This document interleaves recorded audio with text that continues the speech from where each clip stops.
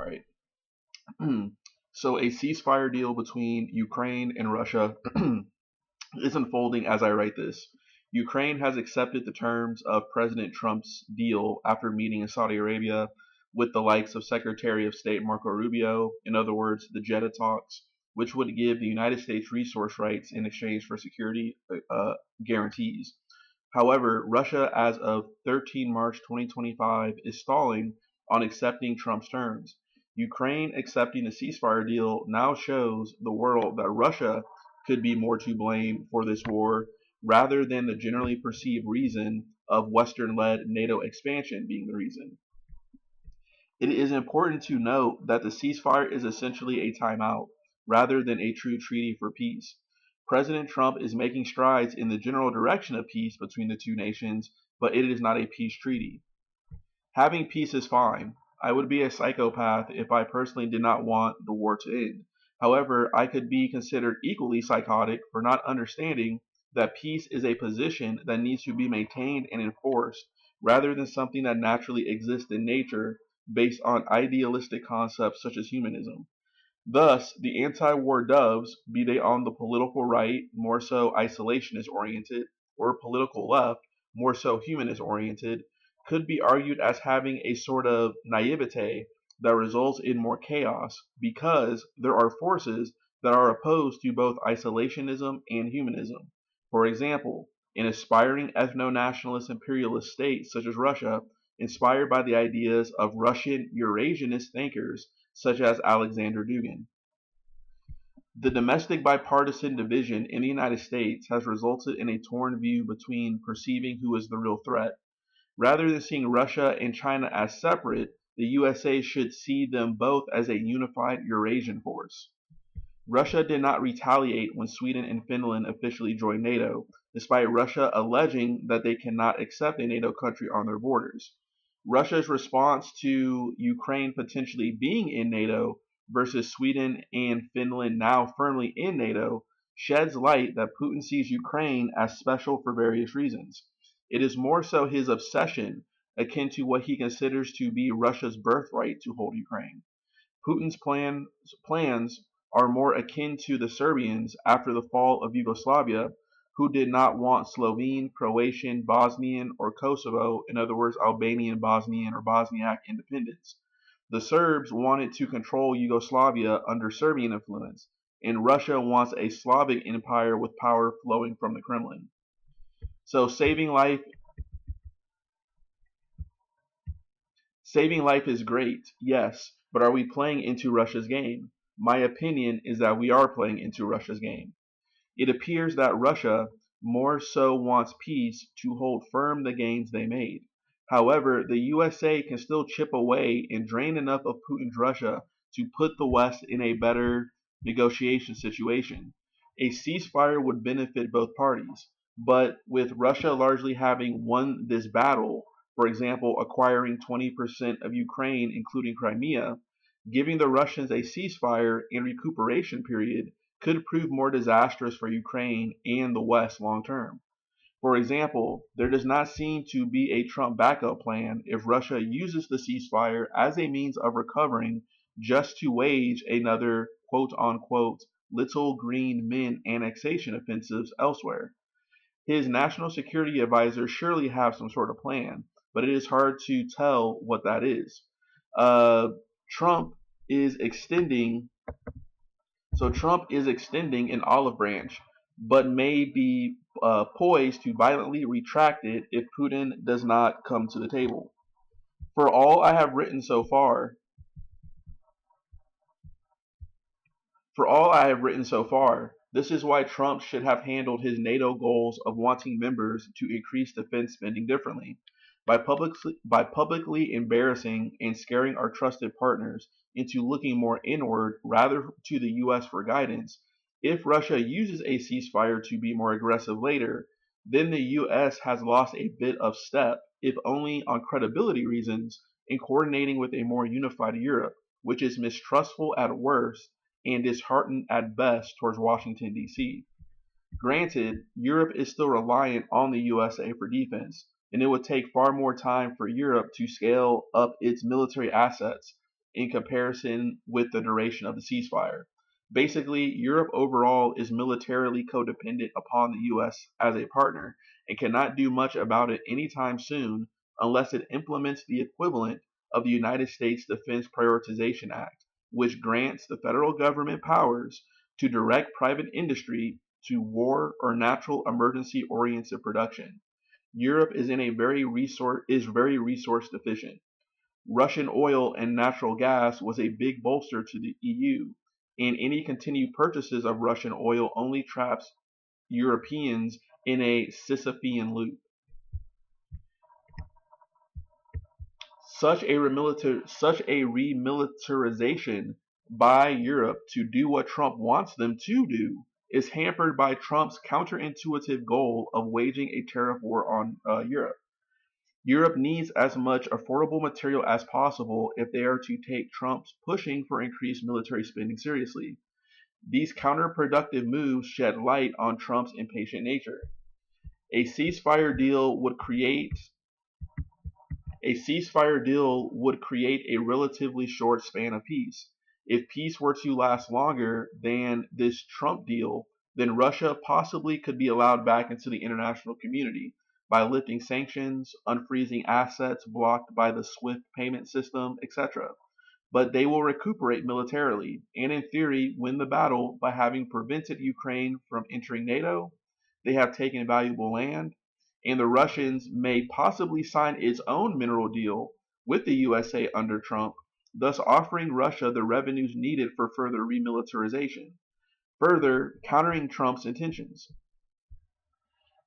So the matter of peace, ceasefires, etc. is ultimately a debate about timing. Trump rushing to a deal with Russia, just as Europe is taking up arming themselves seriously, seems more about wanting a quick policy win for braggadocious reasons rather than understanding he has the power of the long game over Russia. Even Putin is skeptical of Trump's idea because he feels he has momentum on his side, and a Ukraine able to defend itself is unacceptable to the Kremlin, period. So by Ukraine wanting a ceasefire first for military guarantees, there's not much point in Russia having good faith negotiations. Whether Trump was in NATO, whether Ukraine, let me repeat that sentence again, whether Ukraine was in NATO or not, the Kremlin does not want them being militarily strong, though Ukraine has a right to self-defense. Ukraine is essentially an abuse victim who decided to stand up for itself and go its own way, yet its abuser is gaslighting the world that it is somehow the victim because of X, Y, and Z reasons. Trump seems to see dollar signs rather than the preservation of American might. Long term, Trump seems to want Russia on the side of the West and USA, possibly as a means of weaning them away from China, Iran, etc. If this were the case, then Trump is no master tactician because it's one dimensional and easily predictable. Also, Trump may want Russia to help in the Middle East to protect Israel, considering many Israelis are of Russian descent, and Russia has intelligence ties to Syria. If you have time, you should read the article, The Happy-Go-Lucky Jewish Group That Connects Trump and Putin by Ben Schreckinger, 2017, which describes the Chabad Lubavitch sect, which has ties to the Kushner family and others like disgraced WeWork CEO Adam Neumann. Kushner was accused of attempting backdoor channels with the Kremlin, and considering his stance on Israel and their pro-Israeli settlements into disputed territory, it appears Kushner wanted to leverage cultural ties with Russia for the safety of Israel. This thus makes us rewind back to the days of Russiagate, whether it was true, partially true, etc. I like to say that we can't throw the baby out with the bathwater when understanding Russian influence in the US political system.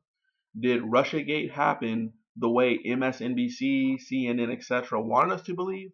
I am not sure. But what I do know is that Russiagate did shed light, even if it wasn't the intent, that Russia has made strides infiltrating American conservative politics.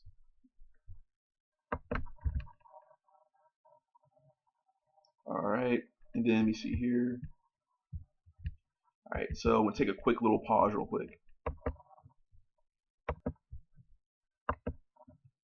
Okay, so I believe Israel and Russia conducted a lot of meddling online in the West, notably during the 2016 presidential election, by pushing anti-left and anti-democratic propaganda. For example, exacerbating the media war against wokeness, which catered to a reactionary American conservative audience, and pushed conspiracy theories, notably around George Soros, which were spun ironically by two Jewish political consultants in Arthur Finkelstein and George Eli Birnbaum. I cannot think of anything more anti Semitic than blaming all of the world's problems on one Jewish man who decided to use his wealth to fund what he considered to be democratic ideals. But the world's conservative movements ran with this anti Semitism, despite global capital still being controlled by Americans, Europeans, Saudis, etc., who are not Jewish. I consider what Soros has done as simply being a very rich man who simply did not have the best controls over his money and how it was being used on the surface level. I am not saying his situation is entirely this, but it seems no different than any regular person giving money to a nonprofit and not really knowing where that money is being used. Um, Finkelstein and Birnbaum's masterful, albeit one-sided and unfair campaign against George Soros not only helped increase anti-Semitism in the traditional sense as many know it to be, for example, the allegations of world domination as written in the Protocols of the Elders of Zion, or Henry Ford's The International Jew, but also the Rothschild conspiracies, etc. But this strategy by Finkelstein and Birnbaum also helped to get Trump elected, which has afforded Israel many policy gains. Netanyahu's regime in Israel, stated as such as a means of not labeling all Israelis as supportive of Netanyahu, does not want a two-state solution with Palestine per the 1967 border agreement, and Russia sees Trump as more favorable to them. Not to throw the baby out with the bathwater as an analogy, I see Russiagate, regardless of any DC insider agendas, as actually being Israeli Russiagate, considering Israel's known use of cyber war in Unit 8200 and many IDF veterans going into big tech firms such as Joel Zamel of Psy Group, a social media influencer company who was investigated during the Mueller probes. The U.S. under Trump's first term left the United States, sorry, the U.S. under Trump's first term left the United Nations Human Rights Council in 2018 under then Secretary of State Nikki Haley, largely due to the UN's disapproval of Israeli settlements in disputed territory. Further, Trump, of course, named Jerusalem the capital of Israel, thus symbolically ceding any Palestinian claims to the city. Al-Aqsa Mosque still stands in Israel. However, many believe this site, also known as Temple Mount, to be the site of the Jews' first and second temples. So, one way how Trump seems to want Russia's help in the Middle East is to leverage Russia's influence in Syria. And this is why Tulsi Gabbard was sent on a secret mission in 2017 to talk to Assad before he was deposed. Gabbard grew up in a New Age sect that many call a cult called the Science of Identity Foundation, which sees Islam as evil. I do suspect that her ideological mentor is Michael Flynn, considering both are in the U.S. Army Psychological Warfare Operations Branch. Flynn has a religious-based Christian millennialist view to politics and foreign policy. In other words, a sort of Christian heroic story arc in which Christians prevailing will bring forth the rapture, the world to come, etc.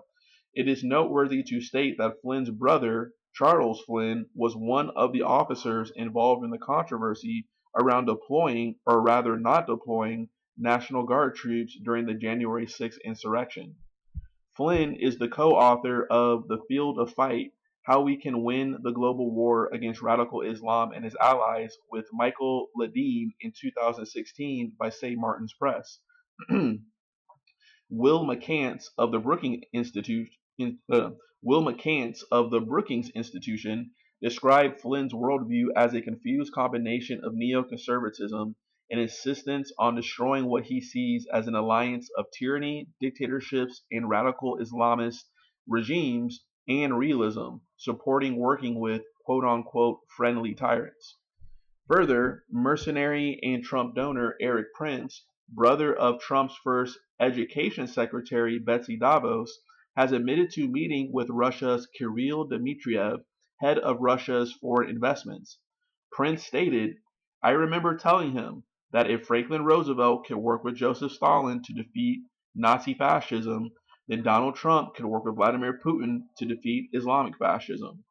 Simply put, Tulsi, Flynn, Steve Bannon, Eric Prince, Mike Pompeo, and others, often with a religious bias, all see Islam as the biggest threat, along with China, and thus want a conciliatory view on Russia, who too has issues with Islam. For example, the Chechnya Wars. Further, Russia wishes to have influence over predominantly Muslim countries it once ruled over during the USSR. All right, I'm going to take a quick pause.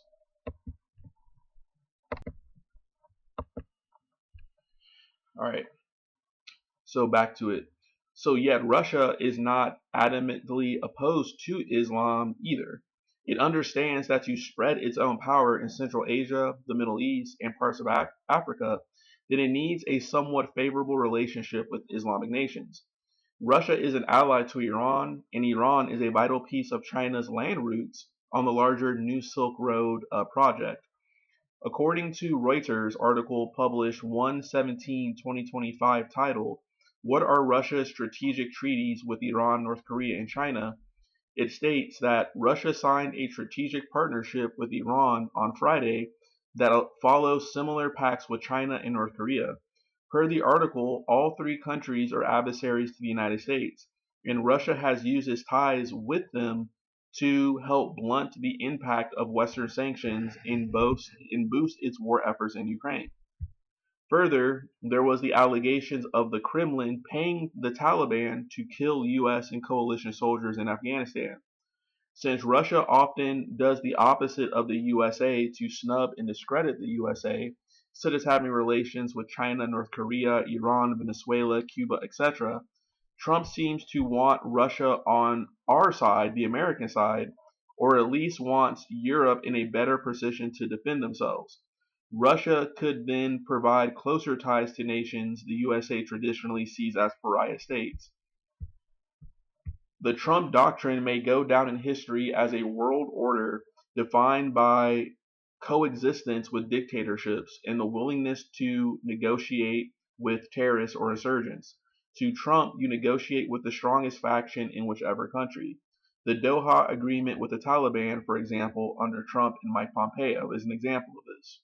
Rather than spreading democracy, being an ideological beacon, and being the leader on the international stage, Trumpism favors a quote-unquote multipolar world of strongmen regimes, which is a world order that Russia argues for currently, especially via the thinker Alexander Dugin.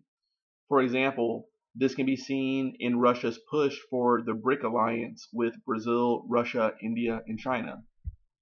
Trumpism is an iconoclastic Trumpism is as iconoclastic and unpredictable as it is seemingly based on realpolitik. If the United States didn't squander so much life, money, etc. during the Afghanistan and Iraq wars, which were impossible to win without a long nation-building, counterinsurgency coin doctrine occupation, then the USA could possibly have maintained its persona, reputation, and power. The truth still remains that George Bush did create the seedlings that morphed into Donald Trump, both foreign and domestically. For example, all of this started with the Great Recession of 2008. Hence, why Trump so easily vanquished Jeb Bush, who was seen as part of the same swamp. So Trump appears to be basing his worldview on an earlier 2000s Iraq War era anti-war theory about regime change. He, as with many with this anti-Iraq war populist sentiment that was in the anti-war Dove left, libertarian, and anti-Bush Republican circles, whether they articulated it fully or not, is that dictators were better than destabilizing nations. For example,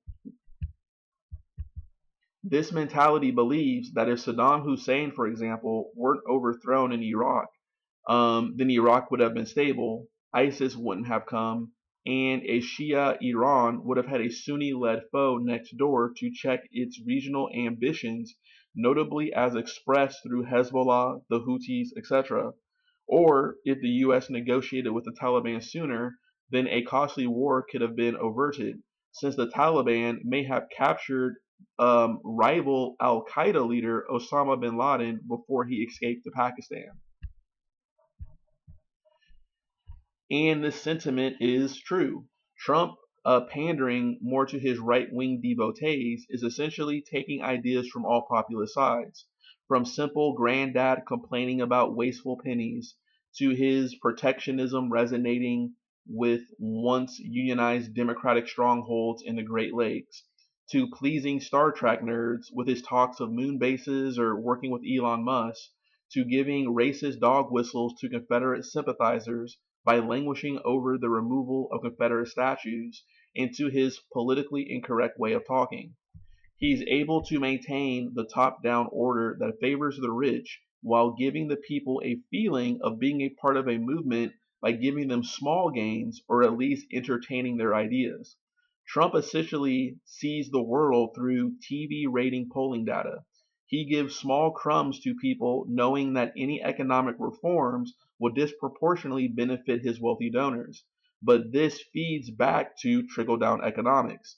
He is able to sell the allure of the American dream, of maybe striking it rich, thus he's able to sell to the public the need to vote against their long-term class interests. But back to foreign policy. Trump thus sees dictators as good. They are the equivalent to mafia dons or gang leaders, etc., and their turf is to be respected. This mafia boss view seems inspired by Trump's New York upbringing under mentors like Roy Cohn, who had ties to the Gambino crime family. He sees them as alpha males worthy of the arts of the deal. Thus, his penchant for dictators echoes domestically in the US, with Trump's power being legitimized by oligarchs who are de facto business dictators. For example, Peter Thiel, Elon Musk, etc. Trump sees totalitarian leadership as effective. None of what I am writing in nations such as Russia or Israel or both having dirt on Trump, which is plausible. So let me repeat that sentence again. None of what I am writing factors in nations such as Russia or Israel or both having dirt on Trump, which is plausible. His history of financial troubles, marriage infidelity with multiple women, and dealings with foreign investors makes him high risk for recruitment, coercion, or blackmail. However, these ideas of Russian peace objectively don't seem bad, especially if human life is saved. But one, Trump is more focused on making peace to brag about how he accomplished it, no matter how brittle or short-sighted the ideas could be. Two, Trump has threatened violence against other nations or people such as Iran, thus kind of taking away his whole argument about being a pacifist. And three, Putin likely only sees the world in realpolitik. In other words, there are no equals, just winners and losers. So if Trump gives Putin a peace deal, in theory, Putin just won the war. He acquired territory, including Crimea, pays no real reparations, and the US blames Ukraine. In other words, the victim of all this.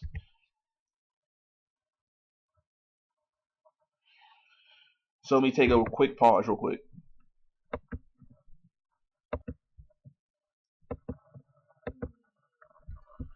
Okay, so back at it. Alright, so American conservatives have in one hand created excuses for Russia, such as Tucker Carlson. if my memory is correct, diminishing the Russian threat by saying they have the economy of Venezuela.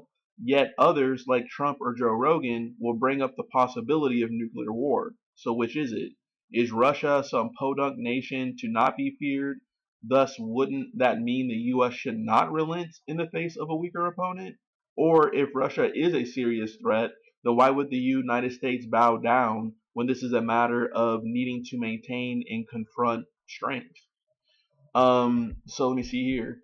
So we should not forget the list of treaty violations that Russia did during regarding Ukraine.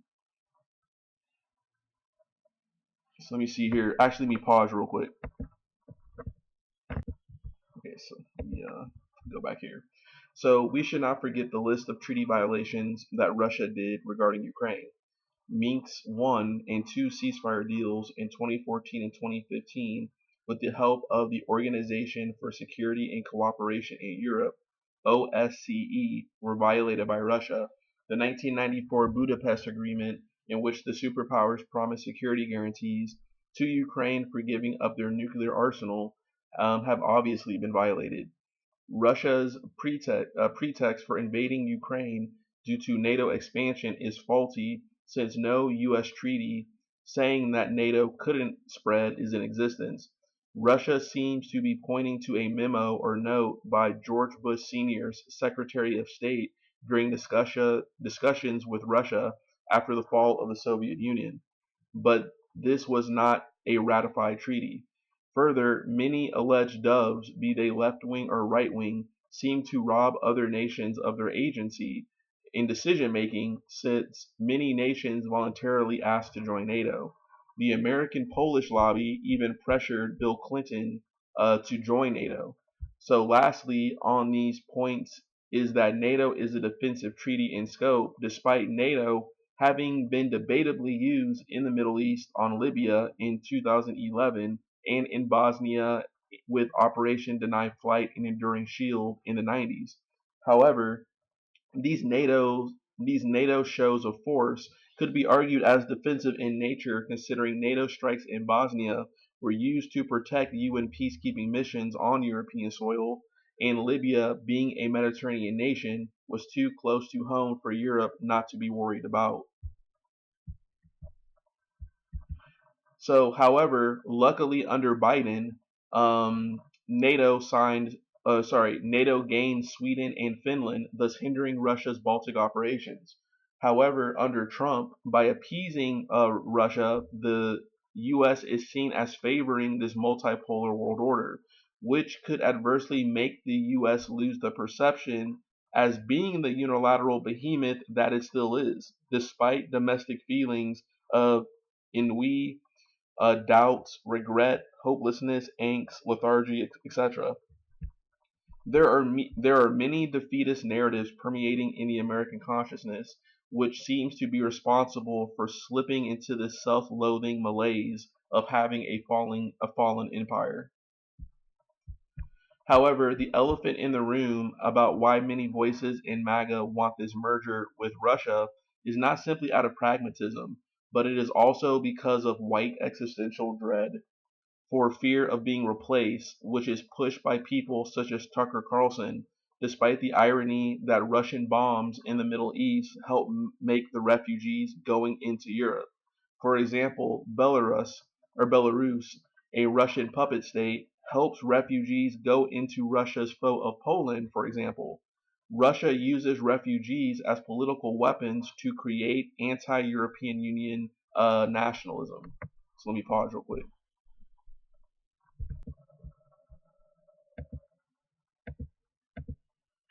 Okay, so keep reading. So figures such as Tucker Carlson, who argued in favor for peace with Russia, for example, was publicly praised by white supremacist Jared Taylor for advocating for a white state and self-determination. The further irony of Tucker and those like him is that he's inverting anti-colonial and multicultural thought to advocate for white separatism, though European colonialism, typically British, created the need for marginalized groups to fight for equality and civil rights in the first place. So Tucker's racism uses reverse psychology. In one hand, he can't lambast minorities for being um Tucker's racism uses reverse psychology. In one hand, he can't lambast minorities for being statistically behind or culturally deficient in his own words or whatever. Yet when minority groups attempt to uplift themselves, he gaslights their solidarity to argue for white separatism on the same multicultural self-deterministic grounds. They, including Elon Musk, Charlie Kirk, etc., paint separatism as diversity.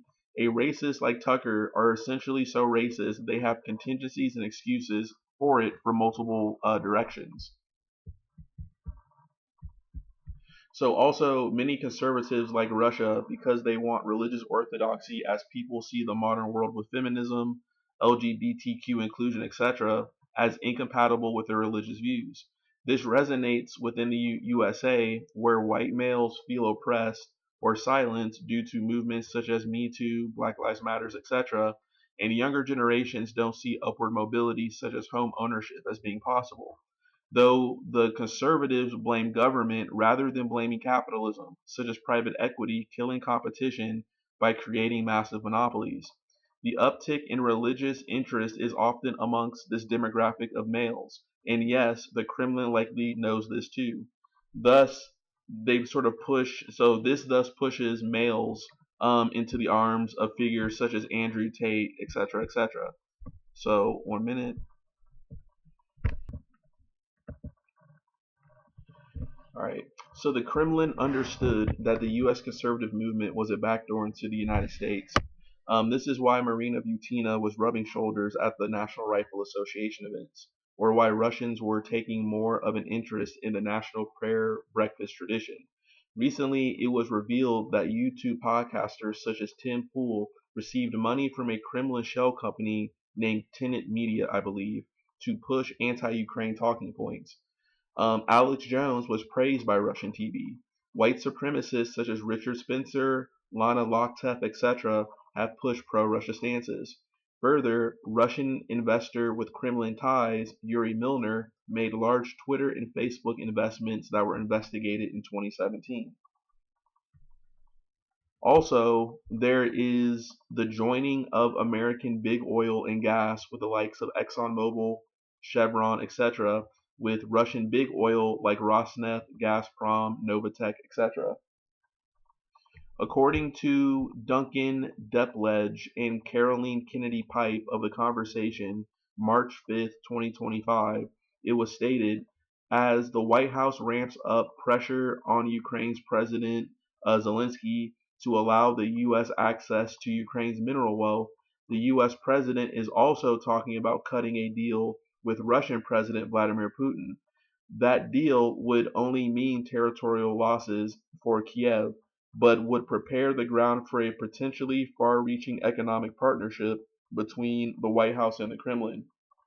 Currently, Trump and Putin are primarily focused on Ukrainian territory and mineral assets, but discussions have also begun on where deals might be made, including the Arctic. This is why um, let me keep going here. Further, Russia under Secretary of State Marco Rubio is working on signing a deal with Russia to mine those minerals, which could even mean exploring minerals in Greenland if the USA acquires Danish territory. So, lastly, for this section, you have Pete Hegseth shutting down all Russian cyber counteroffensives, ironically after J.D. Vance tried to belittle European nations such as Romania for falling victim to Kremlin online disinformation campaigns, etc., and the U.S. agreeing not to participate in any additional military exercises in Europe beyond those already planned, which sounds like a peaceful gesture at de escalation, but could be considered another wink in Russia's direction.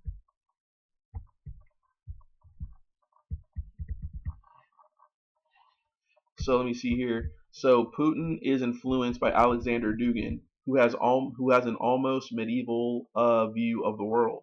He is a far-right esoteric thinker influenced by fascist thinkers such as Julius Evola and Rene Guénon, and sees warfare as something spiritual and mystical. Dugin's version of the esoteric concept of Crowleyan magic with a K, or Austin Osman Spare inspired Discordianism and sigilization, is to the Kremlin the idea of disinformation campaigns. What Dugin sees as Promethean theurgy, in other words, rituals meant to tap into a creative will to power, to the Kremlin simply means kinetic action. Dugin's influence on Putin can be seen in the awkward interview with Tucker Carlson, in which Putin invokes ancient history and maps as the basis for his worldview. Dugin is a slithery wizard to his king. So Putin, because of this worldview, seems more likely to always prefer China because one, Russia sees itself as older and more wise than the United States, literally seeing Moscow as the legitimate successor to the Roman Empire because of the schism between Rome and Constantinople, which in part happened because of debates surrounding the Philoque, in other words, the debate about the order of operations within the Holy Trinity. The USA is seen as a wish fulfillment of the liberal Enlightenment project, where thinkers like Alexander Dugin, which thinkers like Alexander Dugin see as evil, modernist, decadent, and postmodern. Putin may lose legitimacy in his own country by siding with the USA, considering he used the war to suppress dissidents. Many veterans will need jobs and social services. Thus, political dissidents who have been arrested may seek retribution. Further, diehard Putin supporters, in other words, those in the Z movement, may see peace as being soft. The third point that I have here is Russia already has an easy market partner to sell resources to in China, which has billions of people. And my fourth point is Russia wouldn't want two enemies surrounding them by having a cautious peace with the West and angering China. Peace with the US puts Russia at odds with China, but Russia has more to gain with China than the USA, regardless of whatever racial economies of scales that Western white supremacists argue for. So Russia is too far reliant and in bed with China. In Russian history, there's the story of Alexander Nevsky, the Prince of Novgorod, who led Russian forces in defeating Germanic Catholic Teutonic Knights at the Battle of the Ice. Shortly after Russia bowed to the Mongols rather than side with the West.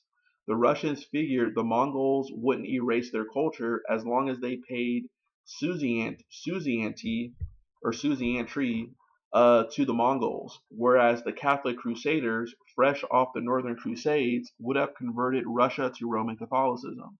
These events have resonated in Russian nationalism from the failed invasions of Napoleon, Frederick the Great of Prussia, and Adolf Hitler. Putin sees himself as a Nevsky character.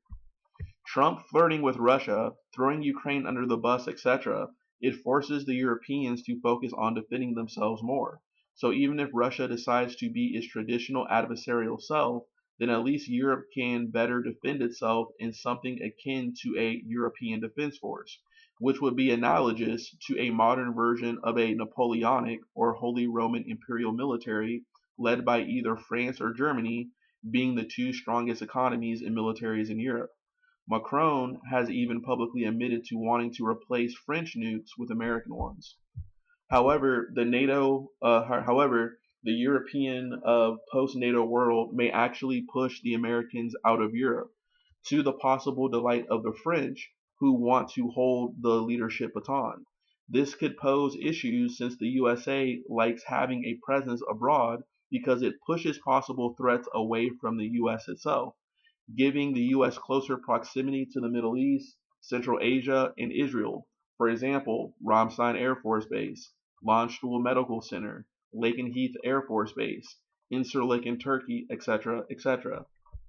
Many isolationists don't get that the USA is actually propped up in part because we defend our European and G7 allies. It's a protection service where the US does the heavy lifting in exchange for our allies giving us access to air intel, airspace, land for bases, etc. But our allies also vote in line with us in the United Nations to justify our actions, and they invest in US debt to help prop up the US currency. They also buy lots of US goods like food, farm equipment, tech products, cultural products, etc.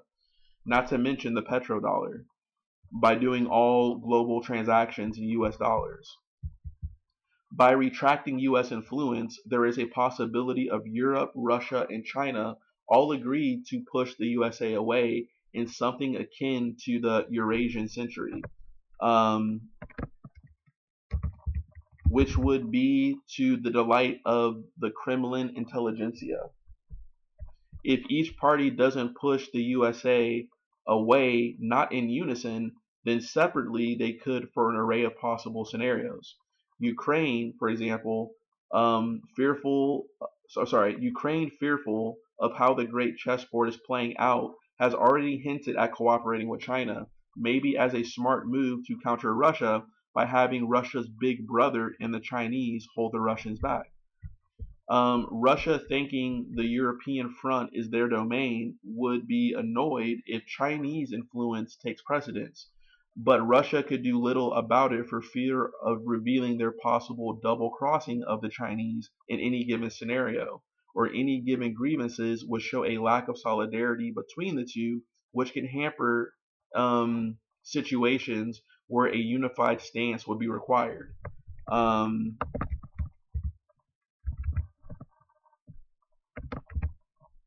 So such a move by Ukraine to court the Chinese would give China more power in European affairs, which would put them closer to their European investments.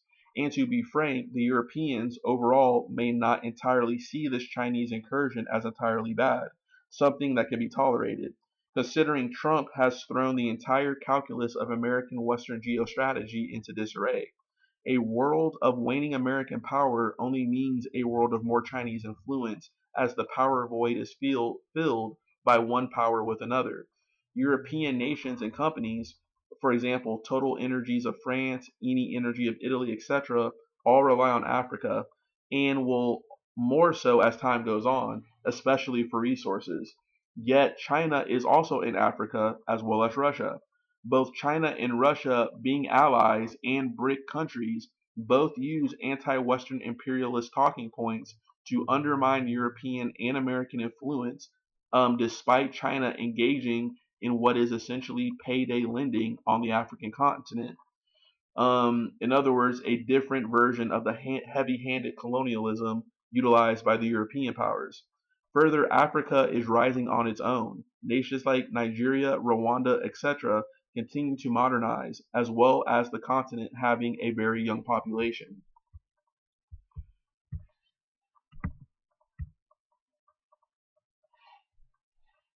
Okay, 1 minute. I'll take a quick pause. All right. So, so as far as European investments, China is the majority shareholder of the port of Piraeus in Greece, helped build the Belgrade-Belarus high-speed rail corridor, and has helped finance various power plants in the Balkans, in Stanari, in Bosnia and Herzegovina, Bistrica in Serbia, and Ivovic and Tomislavgrad wind farms. Other examples of a unified or dispersed pushing America out policy could be challenging the petrodollar and also reducing the amount of American visas while visiting, the power of American visas while visiting, and also not renewing leases on military bases, and also reducing greenbacks and foreign reserves. China may be positioned to win out in the wake of American Roosevelt like big stick diplomacy. For example, Mexico can shift more to China despite still being reliant on US trade. Canada can also look to China, but more so India due to Canada's cultural ties to Indian culture as part of the Commonwealth.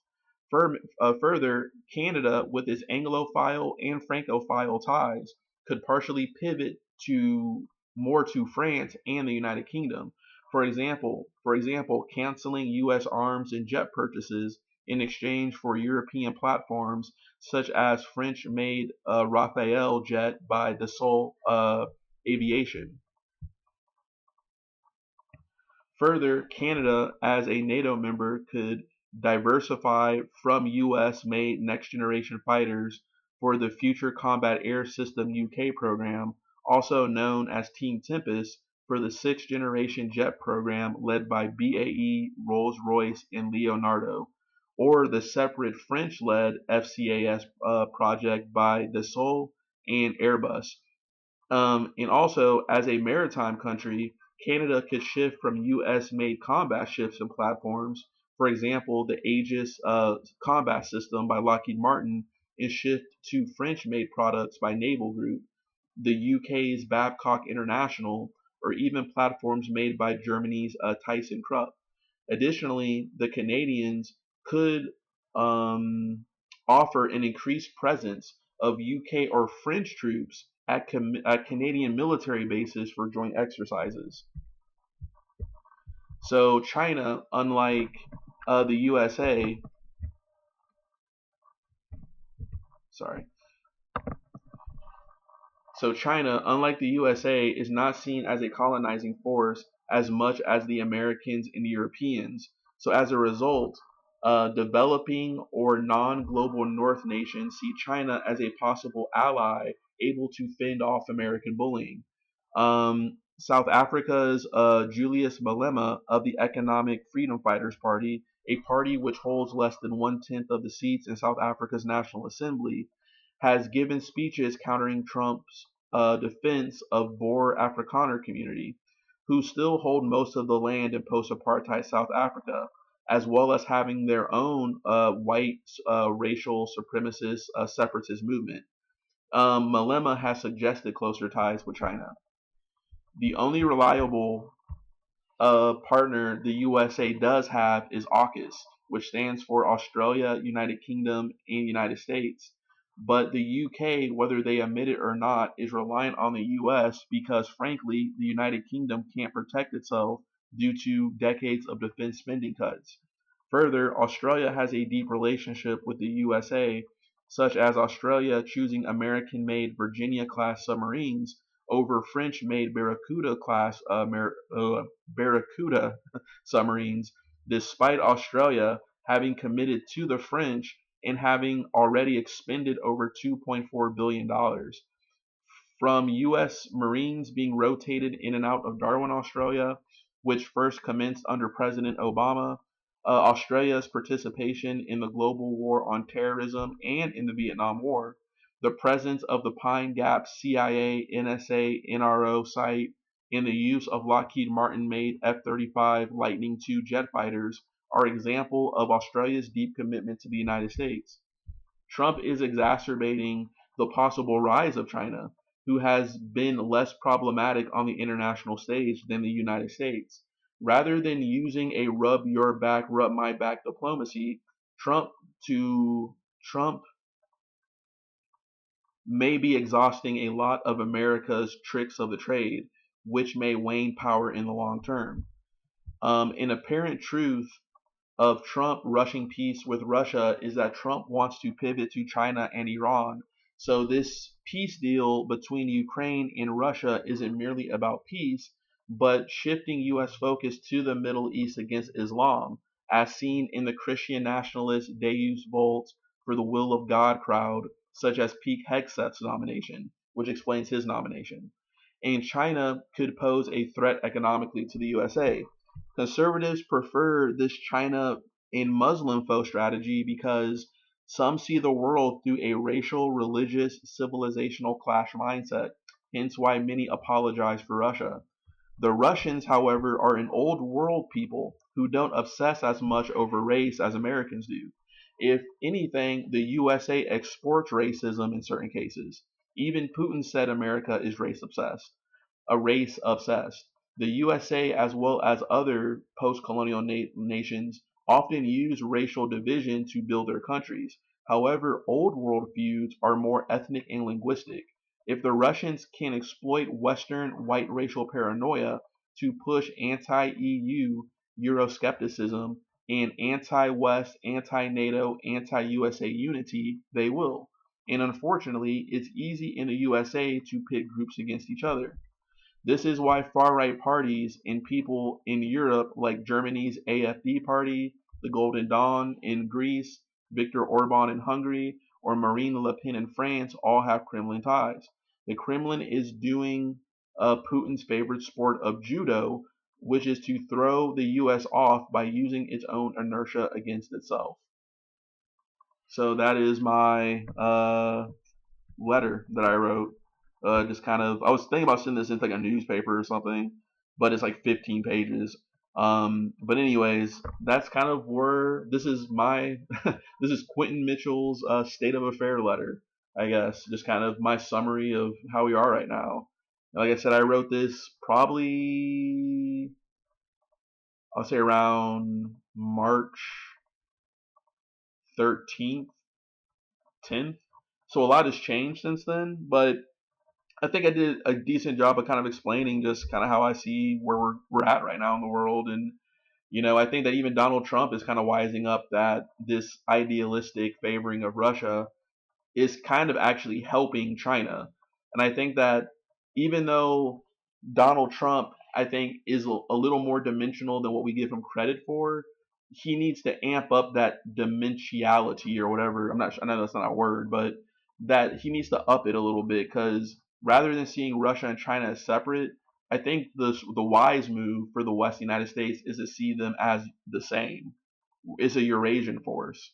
So if Republicans are all about China, and let's just say Democrats are all about Russia versus Ukraine, there needs to be a united unity front around that, perceiving both of them as potential threats, which they are.